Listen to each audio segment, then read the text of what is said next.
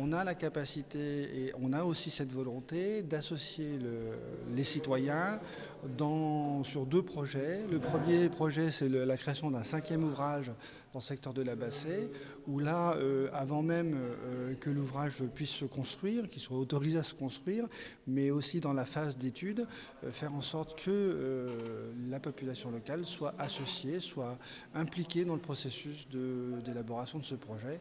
L'objectif étant d'avoir un projet qui soit le plus intégré possible sur le plan environnemental, mais également sur le plan économique et patrimonial. On a fait déjà ce qu'on appelle, alors ça c'est codifié, un débat public. C'est-à-dire qu'il y a une loi qui permet à un aménageur de demander au service de l'État, et notamment au préfet de région, de créer ce qu'on appelle un débat public. Donc un débat public, c'est quoi? C'est un espace de dialogue où vous avez des séances publiques avec un régulateur, un animateur qui est désigné par le préfet et qui va faire en sorte que le projet d'aménagement ou l'opérateur qui souhaite proposer cet aménagement puisse dialoguer, échanger, défendre aussi certains...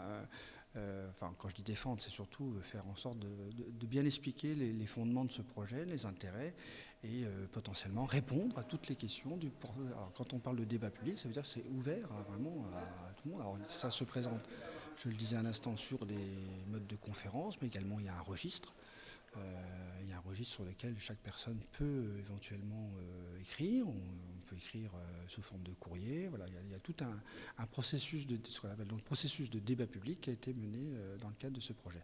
Il y a une question d'accessibilité à l'information, c'est-à-dire que des fois, nous, on a un langage d'ingénieur qui n'est pas toujours accessible aux citoyens, donc à nous de trouver un vocabulaire plus accessible.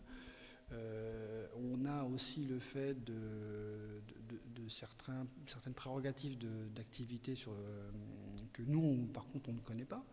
Et donc, certains enjeux, par exemple, qu'on ne connaît pas, certaines contraintes dans des modèles économiques qu'on ne connaît pas. Et donc, à partir du moment où on n'a pas compris le processus, qu'il n'y a pas eu de rencontre, qu'il n'y a pas eu d'échange, à partir du moment où on ne se connaît pas, c'est quand même plus difficile de communiquer.